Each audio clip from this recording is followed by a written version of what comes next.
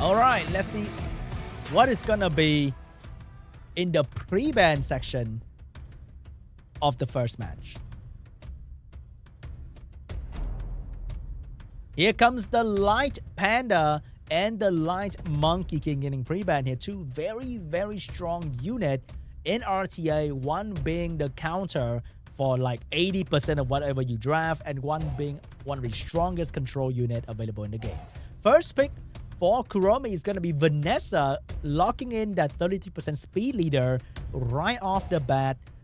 And the answer for that is going to be TMCHEOL, Gani. Both are going very fast, but KUROMI is going to try to counter the potential Gani Hathor by putting down the Monkey and the Raccoon. I think I might see a Suiki here once again from TMCHEOL, but that's going to be the Water Monkey and the Tail getting picked up by TMCHEOL. And I like that a lot. The Monkey providing strip and Tail providing incredible damage against these fire unit. And the answer to these two water is going to be two wind unit with the Gio and the Leo. Leo being a great counter to Speed Team and Tail in specific. And Gio is going to be a great counter to everything that TMCHEOL is bringing in with the constant strip into Karma and potentially the Spare Stun as well. And Praha is going to be the last pick here for TMCHEOL. That's going to be the Leo ban and potentially the Gani ban, I would say. No, it's going to be a Tail ban, I think, for KUROMI, because Tail just do way too much damage into his team. I think people need to start pre-banning Leo if they want to go speed team like this, and very water heavy as well. But maybe TMCHEOL is just reacting to KUROMI's draft, because 3 fire get answered with 3 water immediately. Alright, so it's gonna be a Tail ban and a Leo ban here. And let's see how disruptive this Gio will be. Or will the Gio does nothing at all. Here comes the strip from the TMCHEOL, pushing the attack bar, dropping the glancing debuff. But the Vanessa will still take a turn here, providing the strip into defense break. Nope, gonna try to defense break the TMCHEOL. And the Monkey's gonna follow up with his skill 3 on the Raccoon, not landing the stun from the balance patch, but did do a lot of damage on Raccoon. Gani with the Violent proc, resetting the Vanessa passive, get the attack bar of the entire enemy team as well. He's trying to get the Raccoon down, but we know Raccoon, all your damage will be fixed immediately with a little bit of self-boosting, and Raccoon is back to being healthy once again. Without defense break, it's going to be really hard to kill this Raccoon. I don't know how TMCHEOL is going to do it, but here comes the skill 2 against on the Gani, but not letting the Spare Stun this time, but maybe this hit will. And here comes the potential defense break on the Gani, and that's going to be the defense break on the Gani. And the Monkey King over there is looking for a target with glancing debuff. Will he crit on the Gani? He will miss the crit this time, and the stun on the Raccoon got nullified immediately. In Raccoon with a classic Violent proc into a self boost, potentially into more healing in general.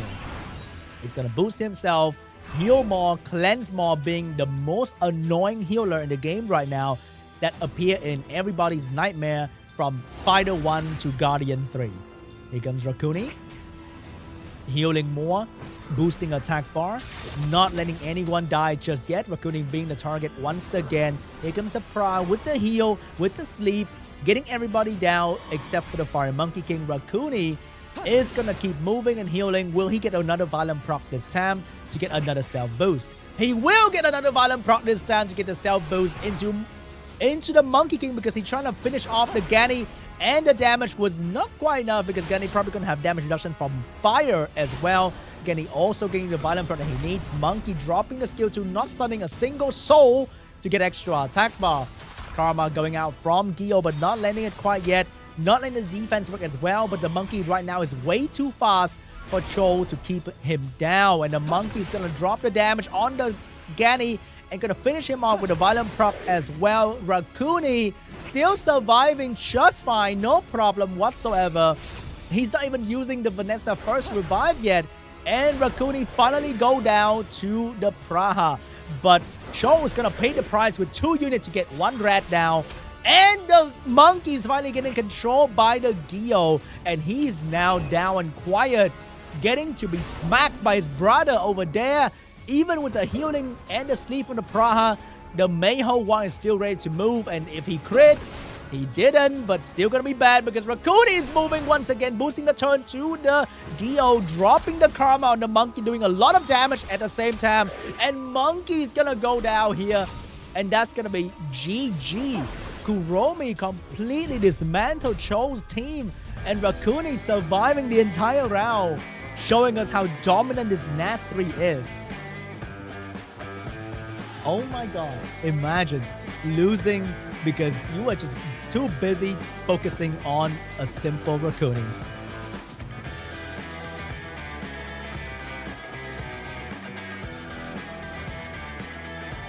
Oh no, I was watching the America Cup earlier, and Rakuni was also being a little bit too prominent in that cup as well. And now we are watching the Korea Cup, and Rakuni is still pretty incredible.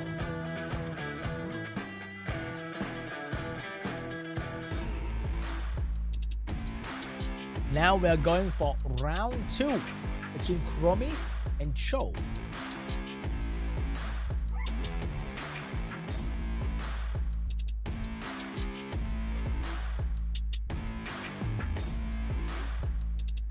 So if you haven't built a Rakuni and a Suiki,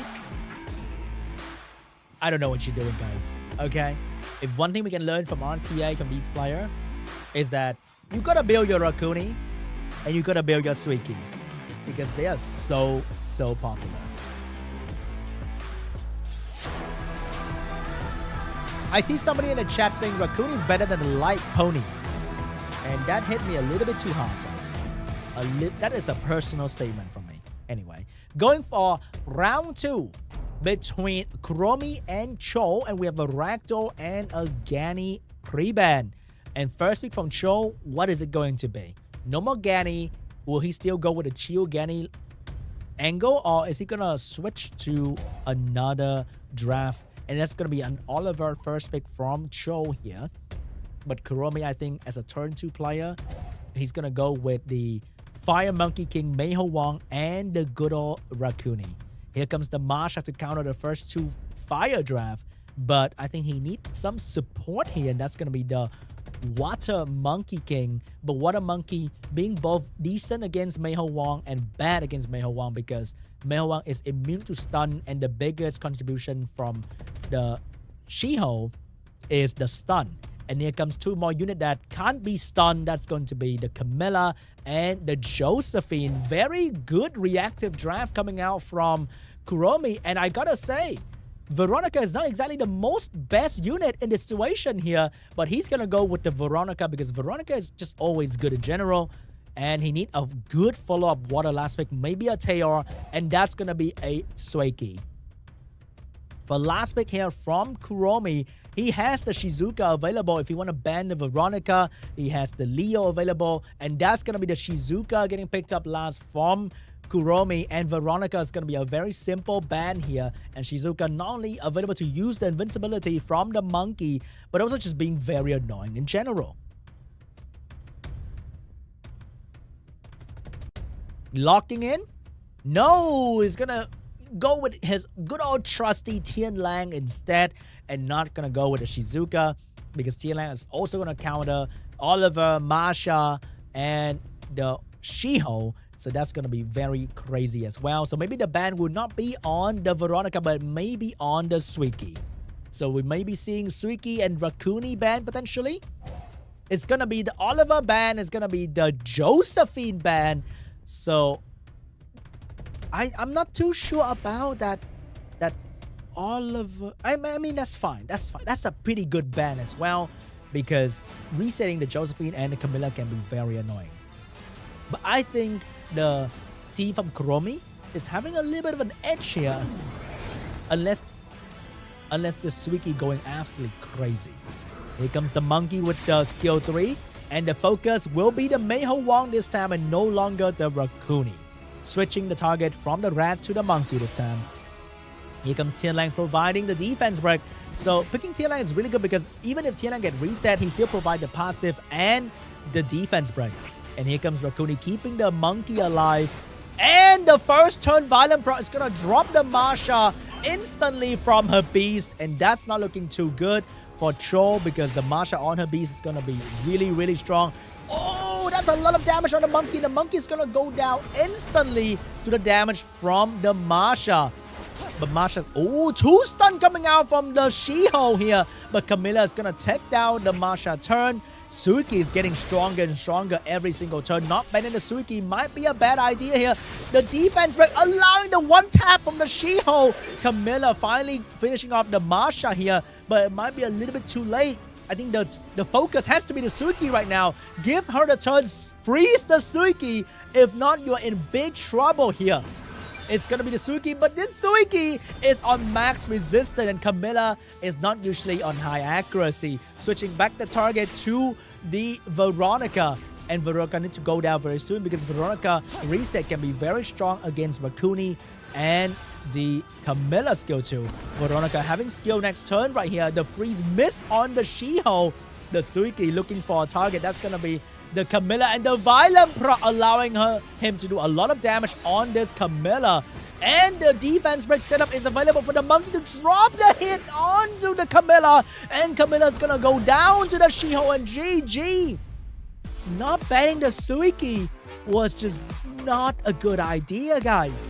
I swear this Suiki situation is getting a little bit out of hand in the Korea bracket. It is way too ridiculous every single match that Suiki is going to be the deciding factor on who win, who lost. And oh my god, Suiki is just way too good.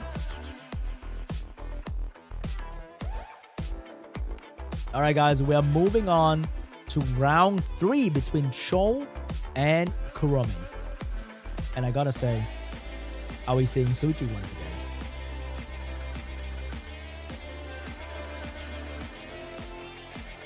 I want to see a Suiki pre-ban, okay? If you want to pick Camilla, pick your Camilla. But you gotta pre-ban the Suiki.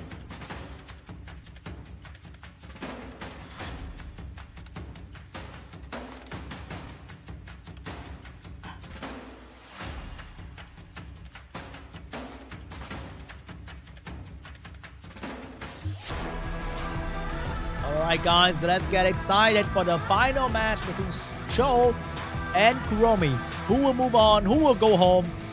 Let's take a look at the pre-ban.